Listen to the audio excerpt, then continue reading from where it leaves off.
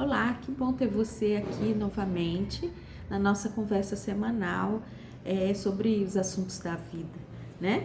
É bom ter esse momento para ter uma conversa leve, curtinha, sobre coisas importantes do nosso dia a dia.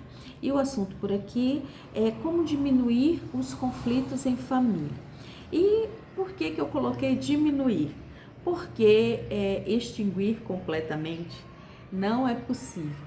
Afinal de contas, a família, ela é uma unidade complexa, formada por pessoas diferentes, de diferentes fases da vida, diferentes temperamentos, né, personalidade.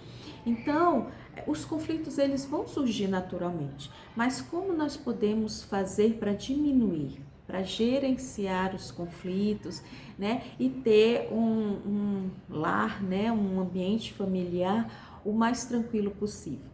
É o que nós vamos conversar hoje aqui.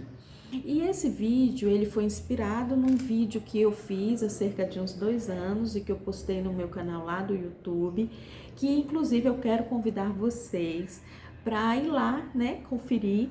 Ele tem sido bem pouco movimentado, acho que as pessoas não conhecem ainda, e eu queria muito que você passasse lá, porque a proposta do canal é fazer vídeos maiores, com uma complexidade maior, com aprofundamento maior do que os vídeos que são postados aqui no Papo Leve. Mas ultimamente os vídeos que estão lá são praticamente os mesmos aqui do Papo Leve e tem só 2 que são vídeos mais antigos, que são um pouquinho mais longos. Então eu convido você para dar uma passadinha lá, tá bom? Se inscrever e curtir, colocar sugestões de assuntos que você já ouviu aqui pelo Papo Leve, mas que você gostaria de um vídeo maior, né? Com um conteúdo mais profundo, tá bom? Mas voltando aqui para o nosso assunto, os conflitos familiares, eles são uma causa importante de estresse e de má qualidade de vida. A família é aquele lugar onde você busca conforto, busca segurança e depois de você realizar as mais diversas atividades do seu dia, você volta para esse ambiente, buscando ali segurança e conforto. E quando eu busquei essa inspiração no vídeo antigo, eu peguei um vídeo que falava assim, como respeitar e cuidar dos seus filhos, uma coisa assim, não recordo bem o título. Mas era um vídeo voltado especificamente para a relação pais e filhos, mas que eu resolvi ampliar para os outros membros da família, porque na verdade o princípio é o mesmo. Aquilo que eu coloquei lá a respeito da relação pais e filhos, nós podemos aplicar para todos os membros da família. E são 3 princípios básicos que evitam conflitos, que diminuem conflitos. E eu vou começar a falar deles aqui para você. O primeiro importante pilar é você entender em que fase da vida você se encontra e em que fase da vida este outro membro da sua família que você está tendo dificuldades, ele se encontra. Ou seja, você está tendo problema com uma criança muito pequena, com o seu filho que é criança ali pela faixa de 7, 8 anos, ou o seu filho já é um adolescente, ou você está tendo problemas com o seu marido, com a sua esposa, ou com seus pais, que já são idosos.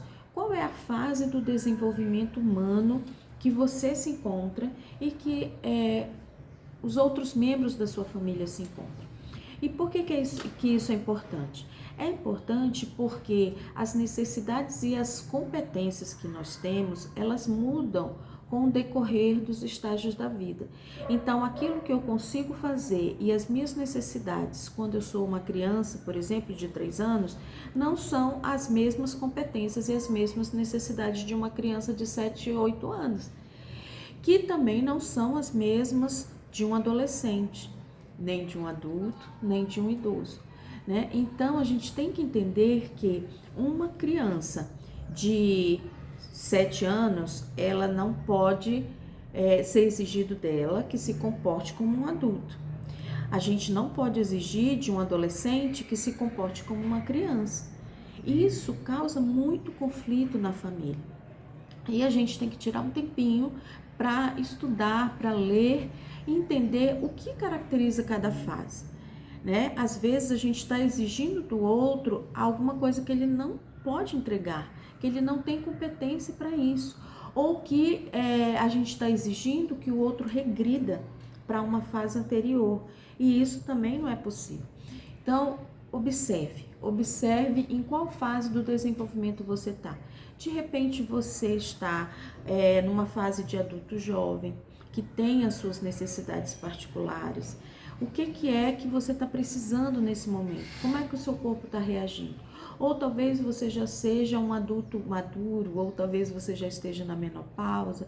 Enfim, as nossas necessidades são diferentes e as nossas competências também. E isso deve ser observado para evitar conflitos. O segundo item bem importante é observar o temperamento de cada um. Observe o seu temperamento. Observe o temperamento da outra pessoa que está tendo conflitos com você.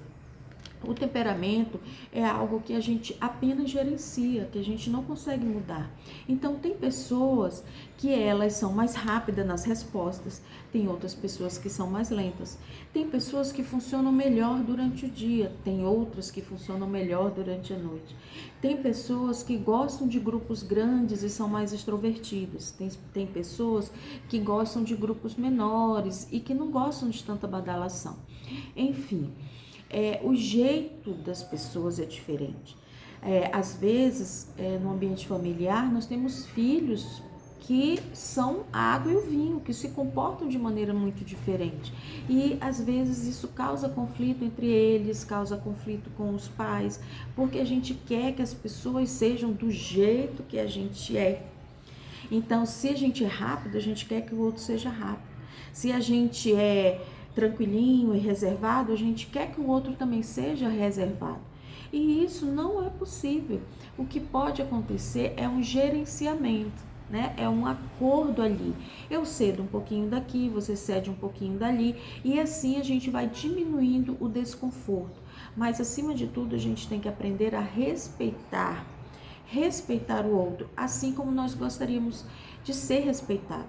Então, às vezes, a gente exige um certo respeito que a gente não está disposto a oferecer. Então, é importante compreender o temperamento do outro, o nosso próprio temperamento, os nossos limites, entender os limites de cada um. É muito importante para evitar conflitos. Então, se você é uma pessoa que não reage bem quando está com sono, respeite os seus limites. Informe isso para sua família e diga assim: olha, eu preciso dormir. Se o seu filho também não reage bem em determinados horários, procure respeitar. Isso evita muito conflito. O terceiro ponto que eu coloquei aqui é importante a gente considerar o ambiente. O ambiente que a gente está inserido, que a nossa família está inserida. Então, muitas famílias, elas estão inseridas numa dinâmica muito rigorosa de muitas atividades, onde os pais têm muitos compromissos, as crianças têm muitos compromissos, e esse ambiente é muito estressante. É importante avaliar como a gente está gerenciando o ambiente, como é o seu trabalho, como é a escola que os seus filhos estão frequentando, quais são os ambientes que vocês estão frequentando nos momentos de lazer, como que é a dinâmica familiar. Às vezes, a gente age até mesmo de maneira avessa ao nosso temperamento, em conformidade com o ambiente. Então, muitas vezes, pessoas que são mais tranquilas, elas passam a ser mais agitadas e isso causa irritação pela uma exigência do ambiente. Ela não seria normalmente assim, mas o ambiente exige e isso causa irritação. Então, é importante coerência, respeito, seja você aquela mudança que você quer no outro. Você não vai conseguir mudar ninguém dando comandos, né, fazendo discursos. Você tem que orientar, você tem que falar, corrigir, ok, sem problema nenhum. Mas seja coerente, busque fazer a sua parte, né? Olhe para você mesmo com autorresponsabilidade. Isso com certeza vai diminuir os conflitos na sua família. Eu espero muito ter ajudado você um pouquinho aqui com esse vídeo. E eu volto a dizer que eu preciso do seu joinha para que esse vídeo ele chegue a outras pessoas. Então eu te convido a compartilhar, né, a curtir o vídeo e aparecer lá pelo YouTube, tá bom? Eu vou deixar aqui embaixo o endereço lá do YouTube para você dar uma passadinha por lá, tá bom? Então eu aguardo você até o próximo Papo Leve.